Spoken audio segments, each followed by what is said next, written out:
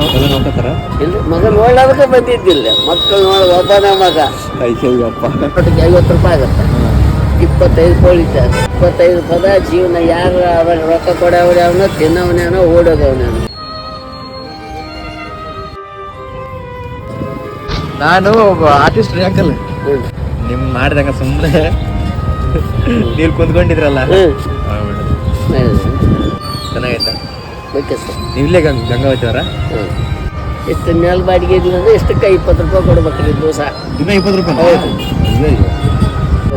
ಏನಂತ ಬರೀ ಏನ್ ಬರ್ತಿದ್ರಾಗ? ಒಂದು ಪ್ಯಾಕೆಟ್ ಮಾಡಿದ್ರೆ 123 ರೂಪಾಯಿ ಅದು ಪ್ಯಾಕೆಟ್. ಅದು 150 ರೂಪಾಯಿ ಆಗುತ್ತೆ.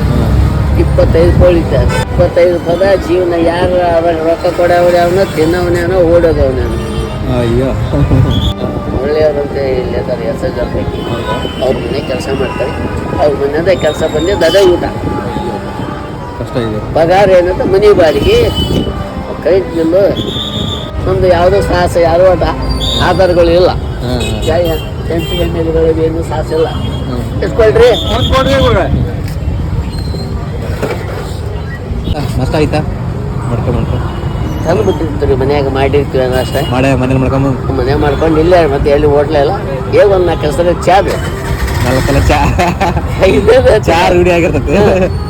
ನಾವು ಮೊದಲ ನೈಕಾರ ಮಂದಿ ಸಿರಿನೇಯರು ಎಲ್ಲ ಸೋಸಿ ಬಂದೀನಿ ನೋಡ್ರಿ. ಸುಮ್ಮನೆ ಇಲ್ಲಿ ನಿಂತೀನಿ. ಹೆಂಗಾರ ಬದುಕೋದು ಹೆಂಗಾರ ಸಾಯಿ. ಏನ್ ಮಾಡೋದು? ಮನೆಗೆ ಮಗ ನೋಡ್ತಾರ?